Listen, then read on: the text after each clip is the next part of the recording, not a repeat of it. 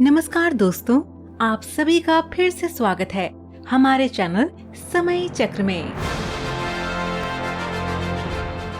श्री कृष्ण और सुदामा जी की जोड़ी को कौन नहीं जानता। श्री सुदामा जी भगवान श्री कृष्ण के परम मित्र और भक्त थे। वे समस्त वेद पुराणों के ज्ञाता और विद्वान ब्राह्मण थे। वे श्री कृष्ण के अच्छे मित्र थे। श्री कृष्ण से उनकी मित्रता ऋषि संदीपनी के गुरुकुल में हुई थी।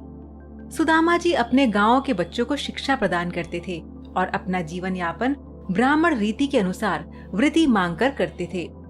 वे एक निर्धन ब्राह्मण थे, फिर भी सुदामा इतने में ही संतुष्ट रहते और हरि भजन करते रहते। दीक्षा के बाद वे अस्मावतीपुर यानी पोरबंदर में रहते थे। इसके बाद भी उनका घर बड़ी ही मुश्किल से चल रहा था। इतनी दरिद्रता थी कि वे 2 वक्त की रोटी भी अपने परिवार के लिए जुटा नहीं पाते थे। पूरे परिवार का पालन पोषण करना मुश्किल हो रहा था।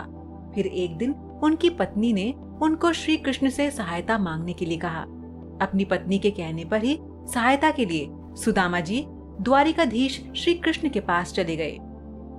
परंतु वहां जाकर संकोचवश उन्होंने अपने मुख से श्री कृष्ण से कुछ नहीं मांगा। परंतु श्री कृष्ण तो नटखट और अंतर्यामी हैं।